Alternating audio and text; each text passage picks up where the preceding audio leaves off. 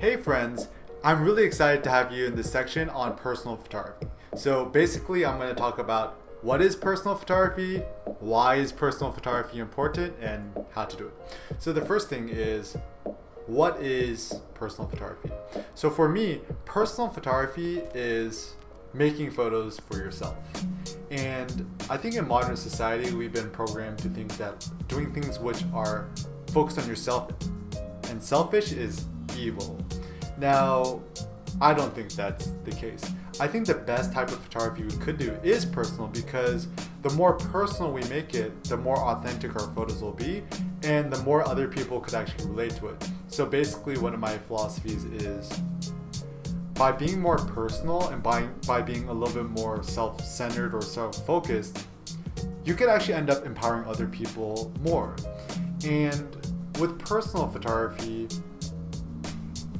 it's really a way for you to photograph your own life and use your own life, your own family, and to use yourself as the main character of your photography. So for example, a lot of documentary photographers will go into the lives of other people and document the lives of foreign cultures, different subcultures, and different families. But in personal photography, you empower yourself by using your own subjective view of the world and realizing that that's just your way of seeing the world, and that's okay. I think a lot of times photographers try to make more objective views of reality through photojournalism and reportage photography, but all photography is eventually subjective because you are the lens in which you filter the world. You decide what's significant and you decide what's not significant. So personal photography is it's all about making your photography as personal and as subjective as possible. Now, why is personal photography such a powerful concept? For me, personal photography is so powerful because regardless of how busy you are, regardless of what your job is, where you live, etc., you can make good photos and you could create a photography project of your whole life. So think of your whole life and yourself as a photography project. A lot of the times people are, okay, I want to photograph boxers in Cuba, or I want to photograph a local homeless shelter, or I want to photograph a school. But the problem is that often our busy everyday lives keep us from doing it. So a practical way you can think about it, let's say you commute to work every single day, you just have your camera on your neck or on your wrist, you're photographing your commute, you're photographing selfies of yourself in the mirror, you're photographing your shadow. When you come home, you kiss your loved ones, you photograph your kid, you photograph your wife, you photograph your partner. And your whole photographic project could be a documentation of your own life. So you could do it anywhere, and once again, it gives you a more sense of gratitude of your life. How to do personal photography. It doesn't really matter what camera you have. You could just use your phone, you could use a Ricoh GR2 camera, a Fuji X100, whatever. The biggest, most important thing in personal photography is to use a camera that's as unobtrusive as possible and as easy to use as possible. So generally with my personal photography, I've shot a lot of it on a Ricoh GR version 2. I just shoot in program mode, shoot in RAW, and when I'm importing my photos into Lightroom, I just use free Airkin presets, which are included in the starter kit. What you want to do is reduce as much friction as possible from the photo making process and just photograph based on your gut. So don't worry so much about composition, of getting the perfect lighting, whatever. Anytime you instinctively see something that's personally meaningful to you or resonates within your heart and your soul, just photograph it. So there's really no right or wrong way to shoot personal photography. Just ask yourself, is it personal or is it not personal? And the more personal you can make your photos, the more authentic your photos will be. And the more authentic your photos would be, the more your viewers will relate to your photos and feel some sort of emotional connection and feel affected by your photos in a positive way.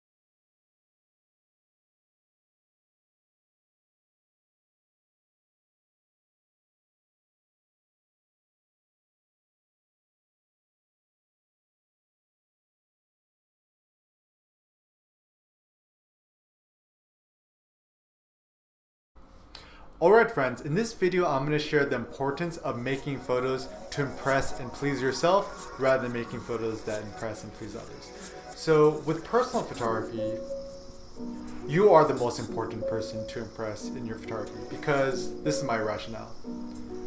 The more you make photos that impress yourself and please yourself, the more likely you are to impress or please others with your photos. The reason is this. As a photographer, you're an innovator. There's only one of you on the planet, only one of you who's had the life experiences that you've had. And it's very important for you to give your own subjective view of the world and share it with others.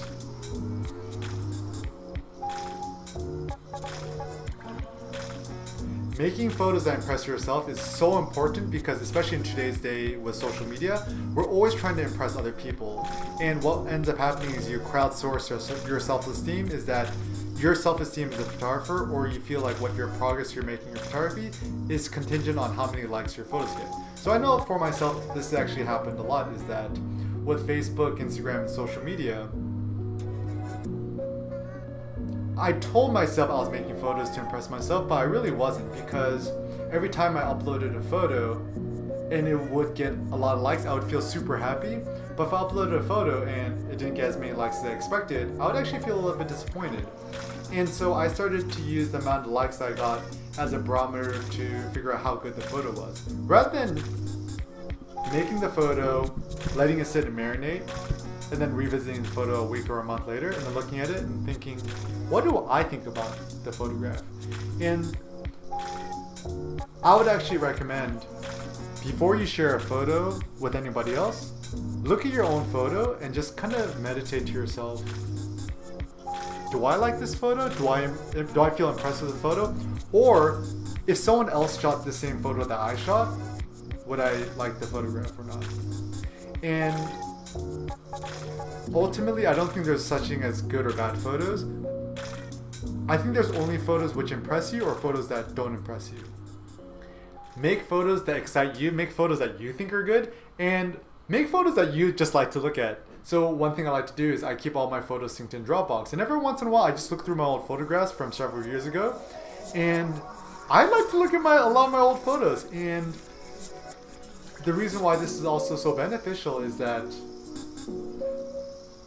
getting famous as a photographer, a lot of it is just kind of luck and opportunity, and not all of us have this opportunity. So imagine yourself 90 years old on your deathbed looking back at your life as a photographer. Will you look at your photos and feel joy and feel impressed with your own photos? If so, I think you could die with a smile on your face. And I think the more authentic your photos are, the more unique they'll be, and the more likely, maybe during your life or after your life, that they could continue to resonate with others.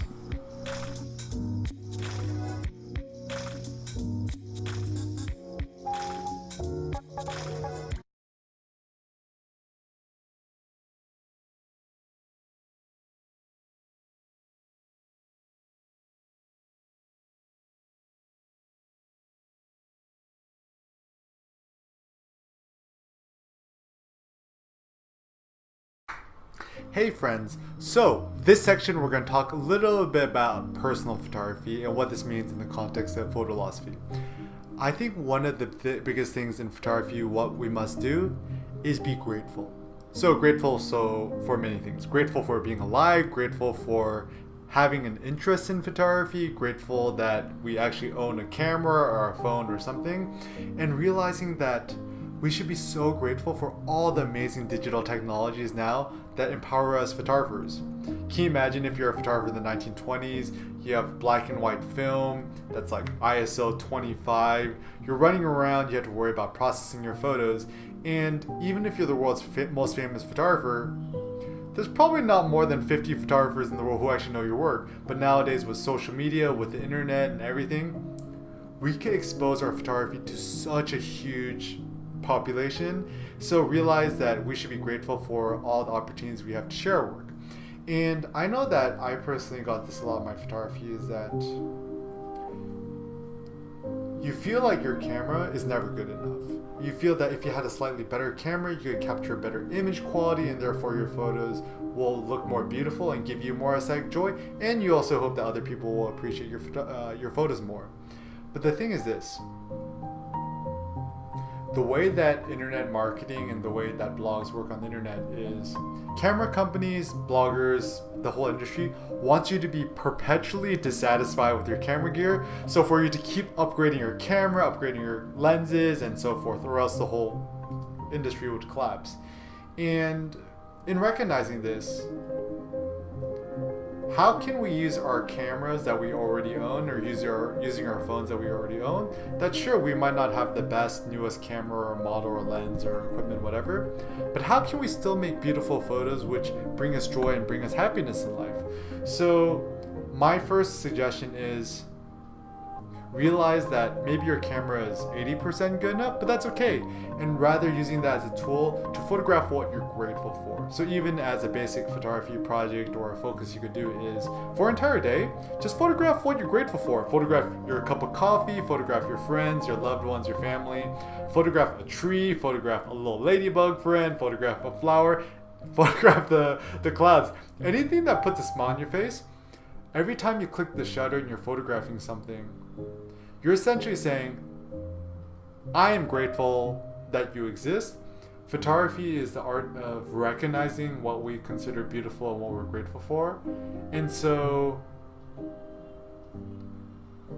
use photography as a tool to have more gratitude in your life. And once again, going back to the whole photographic memento mori concept, is photograph your loved ones while they're still alive, because one day they will die.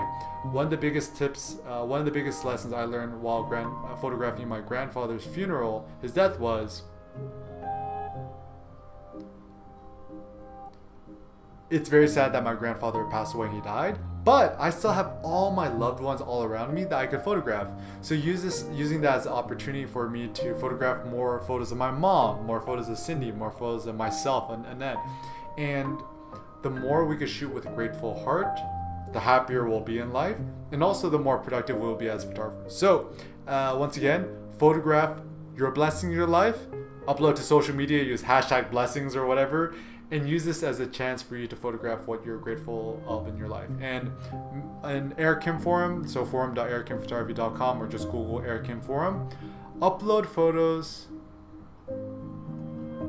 which you're grateful for. Upload photos that you consider blessings in your life, and photograph things that it might not be the most artistically innovative photo, but as long as it puts a smile on your face, it's a good photo.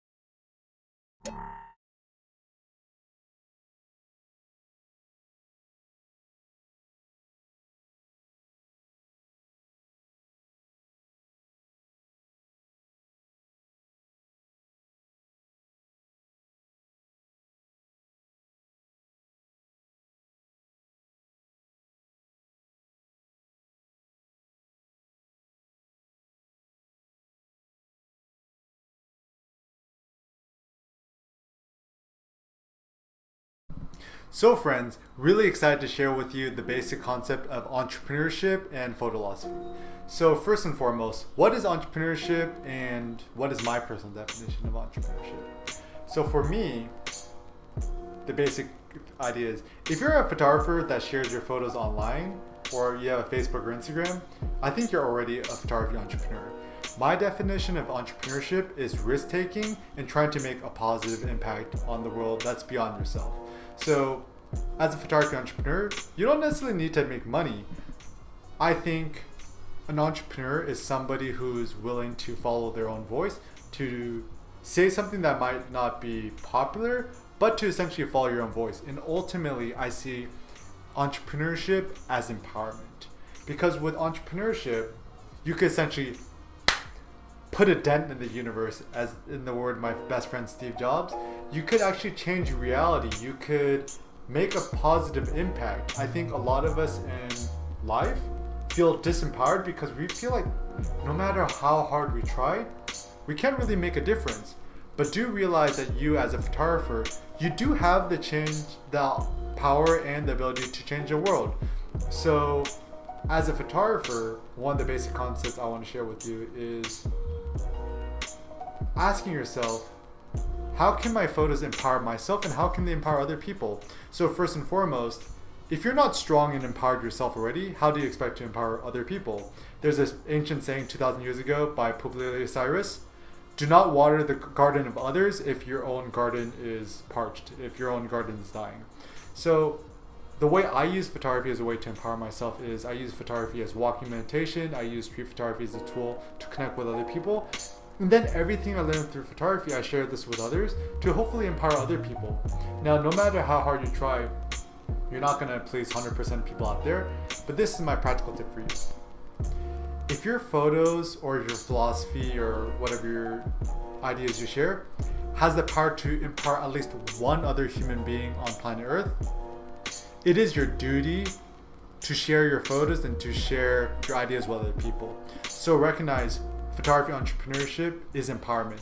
And the best way to do that on a practical level with internet is start your own photography blog. I recommend registering your website via bluehost.com and installing wordpress.org, and use your own photography website and blog as a platform to empower yourself, to share your own life story, and to empower other people.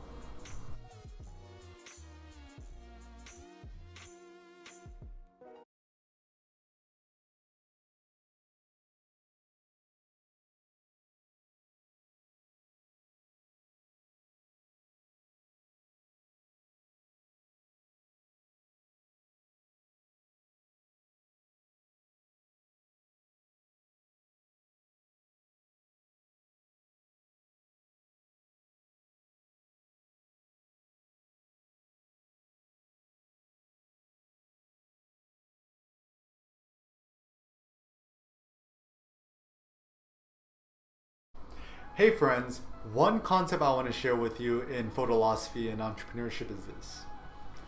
Essentially just do it and recognize there's no such thing as failure, only feedback. So I think a lot of us want to do more entrepreneurial things. We want to put ourselves out there. We want to share photos. We want to publish works and build a following. But we're afraid that other people might criticize us, might hate on us. We're afraid we might get trolled. Or we might be afraid that we might fail.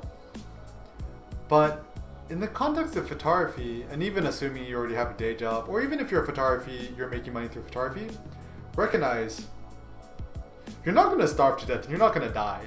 I think biologically we still have this fear mechanism, fear of death or starving to death, which holds us back from achieving our personal maximum in life. And my personal philosophy is this.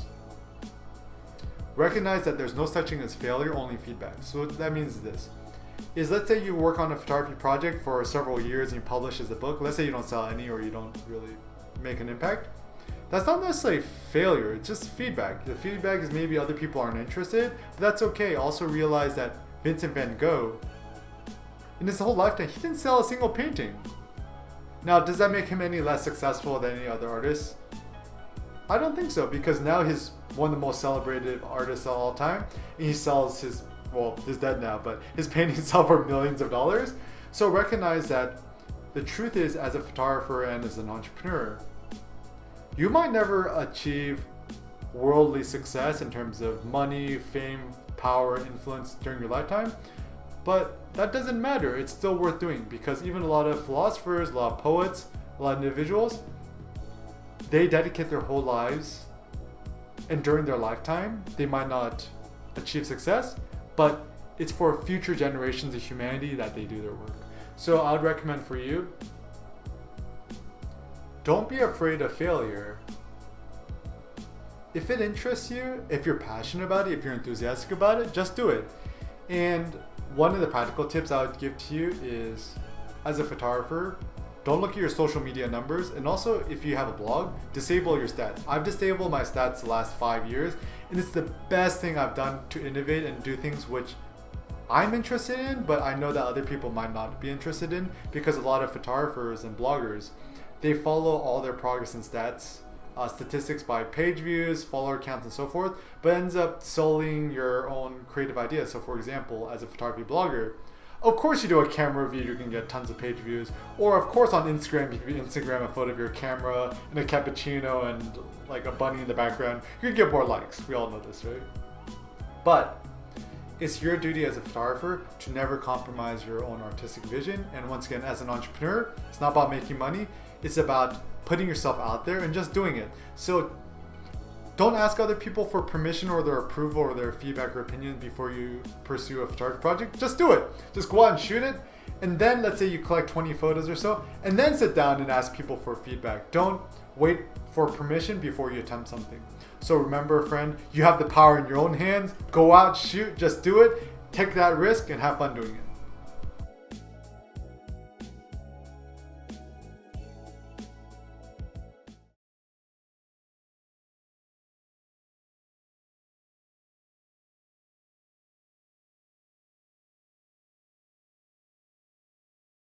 Okay, friends, so in photolosophy, the last concluding point I want to share with you in entrepreneurship is this.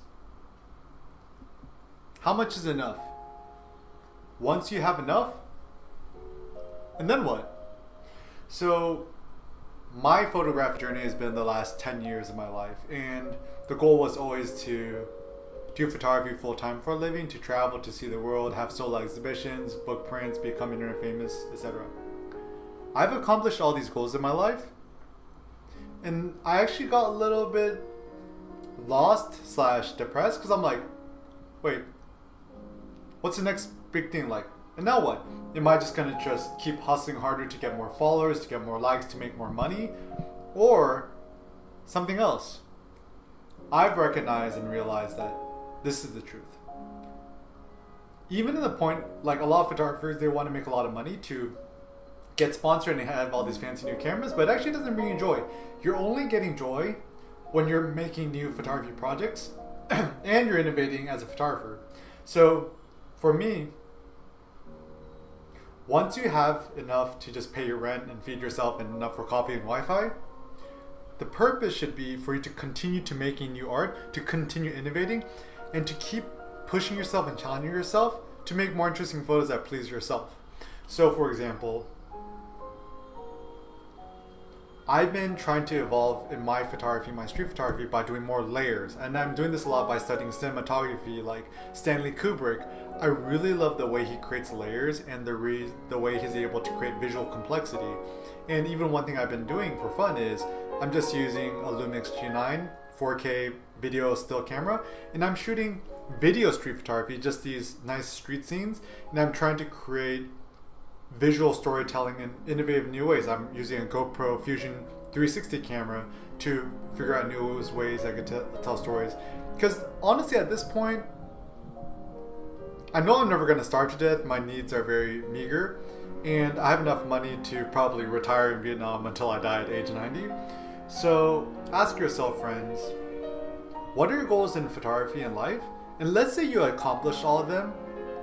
What are you going to do for the rest of your life? I think the answer is to continue to make art. It's not to just keep making more money, because when you're dead, you can't take the money with you. And I don't think anyone's 90 years old on their deathbed, lying in their bed, is like, wow, I'm so grateful I saved $10 million. No, like the theory, the point is, when you die, you should be left with $0. You should use your whole life making something that's meaningful. So I'd rather be 90 years old, or I plan to be 100. So I want to be 100 years old on my deathbed, And like, I'm so grateful that I spent all my time, my energy, and my effort creating photography projects that empowered other people, creating new innovations in photography that help people think outside the box, and to have made a positive impact in the world. So friend, I encourage you to do the same thing. Really challenge yourself to think, how much is enough in photography? At what point do you not need any more cameras, followers, likes, money, power, influence, wealth, so forth in your life? What do you really want out of photography, and how can you keep shooting until you die at age 100? I challenge you to keep shooting, to never doubt yourself, to have fun, to see the world from the eyes of a child, and always make photos that please yourself and seek to empower yourself and empower others in humanity.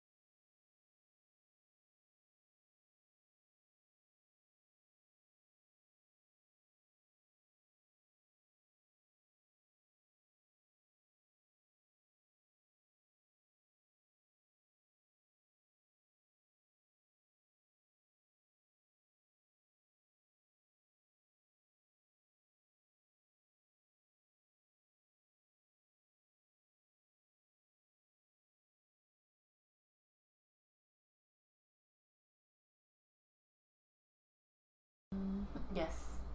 Okay.